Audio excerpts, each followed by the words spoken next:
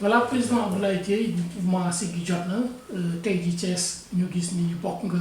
ci ñu gën a ràññeeku ci wàllu politique bi mais également ci biir politique ci action sociale yi ak ci wàllu développement ak yi ni mel ñu bëgg rek tey nga wax ñu tey liggéey bi nga xamante ni sumb nga ko taxawee ko ak ñi nga xam ne ñoo nga àndal di politique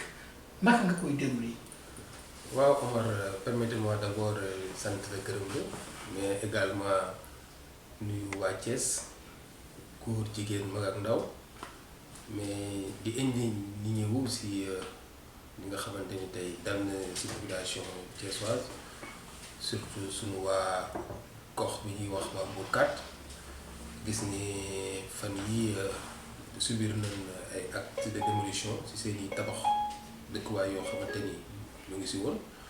donc ñu ngi koy naqarlu mais aussi di leen massawu te xam ni ñun ñëpp Thiessois yi gis nañ ko ñu ngi en parfaite solidarité ak yéen di leen wax ni rek ñu ngi lay di massawu bu baax a baax te xam ni aussi mbiru foncier Thiès moom comme dama ko waxoon rek c'est un problème bi nga xamante ni tey suñu autorités yi war nañ cee taxaw donc naam état am na si part de responsabilité mais aussi ñun usagers yi habitants yi aussi war nañoo xam ban taxawaay lañu mën a taxaw bu ñu waree jënd dëkkuwaay donc nag di leen masawu rek di ñaan yàlla mu am ay issues heureuses. Abdoulaye Dièye di njiitalu mouvement Siggi jot na ginnaaw loolu nag ñëpp xam nañ ni mbas mi bi mu amee ak couvre-feu ak état d'urgence bi nga xamante ne président décrété na ko pour xeex ak li nga xamante ne moom mooy mbas mi nga xamante ne mooy coronavirus moom président de la République Macky Sall dafa nag woowoon ginnaaw bi nga xamante ne teg na force Covid 19 pour plan de résilience nationale moom Abdoulaye Dièye di njiitalu mouvement Siggi jot na li ni mel daal dina ciy génne koppar yu takku daal dem ci commune bu Thiès Est ca mairie ba daal di ko fay njëkkee ginnaaw tamit ñooñu bi ñu defee appel jëmale ko ci doomu gox yeeg goxaat yi moom Abdoulaye Dièye ci biir loolu daal dina yëkkati lu takku ci ay ceeb ak i dëwlin ak i ni mel pour rek jàppale askan wi nga xamante ne dañ leen a confiné ci seen i biir kër wala tamit rek ñi nga xamante ne seen loxo jotatul seen ginnaaw ndaxte ñëpp xam nañ ni mbas mi nga xamante ne mooy coronavirus daal dinay nërmel li nga xamante ne mooy économie mondiale rawatina nag fii nga xamante ne moom mooy Thiès. La deuxième vague de la Covid-19 ñëw na si situation bu xaw a délicate parce que tey gis nañ ni affaire bi dafa gën a yokk donc dafa gën a doy waar moo tax ñun ñu ñëwaat en tant que acteur de développement ne kat dinañ mën a taxawaat pour accompagner la population ndaxte les mesures barrières yi nga xamante ni moom la suñu personnel de santé bi tey dafa ànd ak ay mesures d'accompagnement mooy nit ñi war nañu am ay masques nit ñi war nañu am ay gel nit ñi war nañu mën a am ay savon liquide pour mën a respecter les règles d'hygiène te xam nañ ni dëkk bi xaw na metti donc am na ay structures yoo xamante ne am na ay jafe-jafe pour mën a octroyer seeni personnel ay masques moo tax vous avez vu que récemment le mouvement Siggi jot na a déployé son équipe avec des moyens wàcc ci structures scolaires yi fi nga xamante ni tey ñoom fan la sunu xale yi nekk te waxoon ni les enfants sont des vecteurs de transmission ñu ne kat dinañ dem foofu sensibiliser le personnel scolaire mais également wax ak élèves yi pour que ñu mën a xeex bu baax xeex feebar bi di Covid-19. De venir apporter notre modeste participation, accompagner les écoles, les établissements scolaires qui constituent vraiment un des cibles potentielles par rapport à cette maladie. Donc en dotation de masques pour essayer de protéger les enfants, mais aussi à lancer une sensibilisation davantage à respecter les mesures barrières pour qu'ensemble nous puissions conjuguer nos efforts afin de bouter cette pandémie hors de nos frontières. Là, le président Abdoulaye Dièye du mouvement Siggi jot na nous a donné l'instruction vraiment de venir au pré. Assurons que ces masques seront utilisés à bon escient. Nous allons les utiliser exactement comme il faut, surtout pour les élèves, parce que pour les profs peut-être et les autres membres du personnel, ils peuvent se débrouiller, compléter ce qu'on leur donne. Mais les élèves qui n'ont pas de moyens, ça va vraiment nous servir à les aider, à leur en fournir beaucoup. Donc nous vous remercions beaucoup et nous vous demandons de transmettre à M. Ablaye Dièye, n'est-ce pas, nos salutations et notre acte et notre reconnaissance. Merci beaucoup, merci beaucoup. lii mu def maa ngi seedeel waa àdduna yépp nag def na maanaam li mu war a def na ko fi mu ko war a defee yal na ko yàlla sunu borom subhanahu wa taala fay daara ji nag ñoom ñëpp benn bopp lañu kenn mënu leen a xar ñaar koo ci teral ku ne jàppal ne daara yépp teral nga leen. benn taalibe boo ci toroxal wala benn sëriñu daara xamal ni toroxal nga taalibe yépp toroxal nga sëriñu daara yépp ñun nag ñu mel nii la ñu soxla ndax ñun nag ci réew mi la ñu bokk. moo tax tey vraiment ñëw nañ wàcc ci terrain bi def ay distribution de masques ci établissement scolaire yépp donc je pense que ni tey jii benn actualité moom moo fi am benn xeex rek moom la ñu am mooy xeex la pandémie de la Covid-19. parce que deuxième vague bi doy na waar damay profité aussi occasion bi c'est que di masawu képp koo xamante ni feebar bi dal na la mais rek di gën a wax nit ñi feebar bi du gàcce parce que lu am la mën na ma dal mën na dal sama moroom mën na dal keneen ak keneen donc lu nit ñi xam ni feebar la bu fi ñëw te feebar jombul kenn képp ku mu dal na manifesté wu ñu dem faj la nga mën a wér mais mu nekk ci yow nga nëbbu ko ba lor sa bopp wala ñeneen donc très sincèrement je voudrais lancer cet appel là que ñu xam ni feebar la ñëpp la mën a dal mais également masawu ñëpp ñi nga xamante ni yàq nañ ci seeni mbokk génn nañ ci àdduna. yemul ci loolu rek mu daan ñuy yabaat nañu bu ngeen demee aussi ngeen sensibiliser waale leen jaarale ko ci ña ngeen fay fekk muy kilifa yi di sëriñu daara yi ngeen waxtaan ak ñoom ci tolof jamono ji nga xam ne dab nañu te mën nañu muy Covid 19 bi di jàngoro ji nga xam ne mu nga jógee ca réewum tubaab ya ñëw dal si suñu dëkk bii te kenn xamagul ba léegi lan moo koy saafara donc mu nañu foofu ni ñu ci mën a def rek mooy déglu li nga xam ne ñi nga seen xam-xam màcc na ci wàllu woowu tegtal yi ñu ci jox ñu daal koy def. sa turu xarit muy le président Abdoulaye Dièye ndax xam nañ ni jamono ji fi mu nekk ñëpp jàq nañ ndax jàngoro bi nga xam ni yàlla moo ko wàcce fii te xam naa ni saa yu ko neexee la ko fi jële waaye dafa wax nañuy sabablu ndax jàngoro bu wàccee donte ci yàlla lay jógee waaye peut-être am na ñu mu baaxee xam-xam ni ñooñu nañuy topp seen digle muy docteur yi ñu gis ni nag amoon na fi première vague bu fi jaaroon ba nit ñi dem ba seen xel dal ba daanaka bàyyi yi ñu doon def yëpp solatuñu masque kii watuñu raxatuñu loxo yi beneen vague ñëwaat te bu ñëwee ba léegi gis nañ ni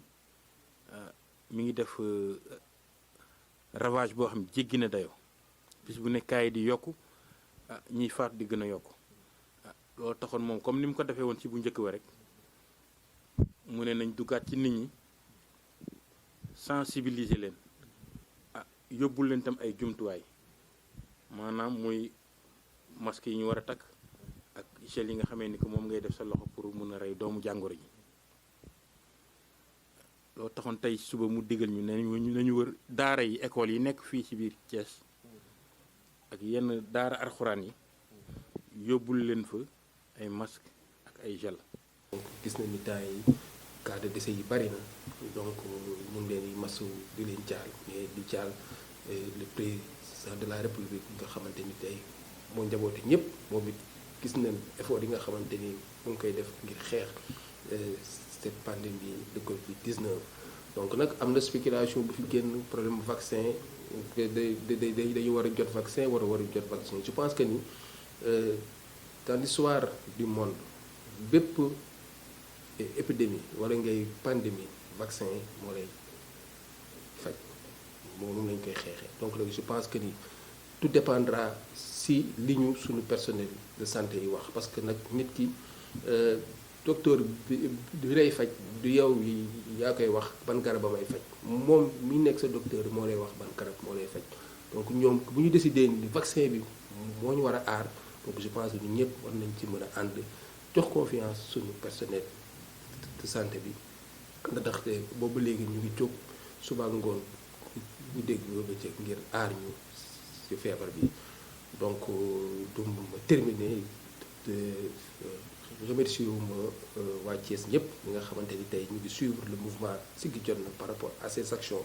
yi nga xamante ni tey moo tax ñu jóg di def politique c'est pour apporter notre participation à l'édification de Thiès meilleur donc tey fépp foo xamante ni rek mouvement Siggi Jotna war na fa taxaw duñu fa xaar kenn parce que on le fait d'une manière patriote parce que Thiès la ñu gëm Thiès la ñu bëgg mais aussi dañoo am engagement civique vis-à-vis de la population donc tey fépp foo xamante ni rek suñu loxo war na fa mën na yegg dinañ fa yegg continuer suñu action parce que Thiès moom la ñu gëm te ñun aussi dañu gëm ni war nañoo bokk ci ëllëg ñi nga xamante ni ñoom ñooy defar Thiès et je pense que ni mu nekkee ci man noonu la nekkee ci yeneen citoyens yu nekk Thiès donc tey je pense que c'est Thiès dans son ensemble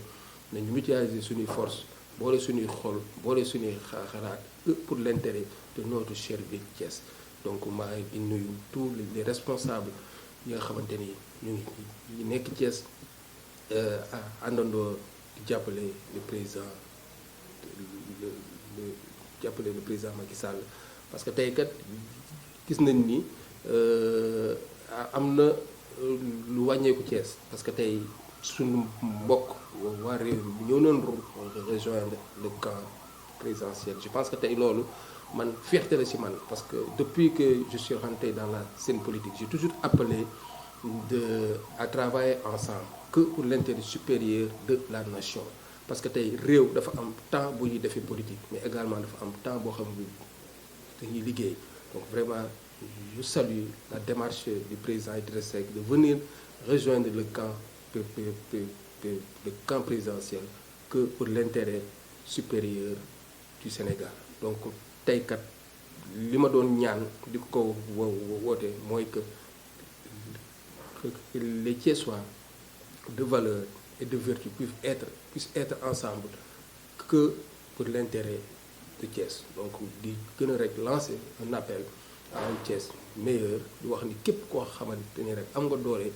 ñëw taxaw jàppale waa Thiès donc di profiter ci occasion bi aussi di wax ni dañu génne benn concept bu ñuy wax retour à l'école de base donc ma war a nekk le parrain donc il a eu à faire quand même des actes ici, à repeindre l'école, a offert récemment une photocopieuse et quelques chaises. Et c'est lui-même le porteur du projet Retour à mon établissement, qui doit vraiment remettre à neuf l'école Iba Katiba. di tamit acteur au développement moom it mu daal di jël li nga xam ne mooy taxawaay boobu la am rek daal di koy sotti ci askan wi daal di leen jàppale li ni mel nag dem na ci ay foyers religieux yu bëri ci biir Thiénaba ak Tivaouane ak tamit fii ci biir Thiès pour jàppale leen ci mbas mi nga xam ne mooy mbas Covid 19. ginnaaw loolu moom Abdoulaye Dieye ci li nga xamante ne mooy vacances citoyennes yi nga xamante ne moom ay kuréelam ak réseau Femmes daal di nañ ciy dajale ak ndaw yi nga xam ne ñoo ànd ak moom ci kuréel bi di Siggi Jotna amal nañ ay activités. ñaan waa Thiès di wax leen kat Abdoulaye Dieye dina ñëw def un appel à des ressources bu nga xamante ni tey ñëpp di leen mën a ñëwaat ku yàlla may as tuut da nga jaaroon ci école de base yi sa école di ñuy wax école primaire nga mën am boo amee sa saako ciment def fa boo amee sa ñaar dërëm def fa boo amee sa juróom dërëm def fa parce que tey état bi waruñu wax xaar ci loolu parce que école de base ñun tey moom moo ñu formé tey lu ñu mënti nekk dañoo jaar ci loo xamante ne état moom moo ñu doon encadré te mosuñu fay dërëm donc bu ñu demee nag ba am yenn taxawaay war nañu mën a jël ci li ñu am as tuut ñu delloo ko suñu école de base yi donc maa ngi lancé un appel ñi ma xam ak ñi ma ba xamul yépp ñu xam ni kat concept bi ñu lancé appel au retour à l'école de base ñëpp mën cee jàpp taxaw si que pour le développement de notre cher pays de Sénégal. maa ngi sant ñëpp di remercier aussi sama waa mouvement Siggi Jotna seen taxawaay bi nga xamante ni am nañ ko surtout la jeunesse bi nga xamante ni ñu ngi leen di gis à tout moment ci terrain bi que pour une massification sociale. Merci maa ngi sant di leen gërëm jërëjëf.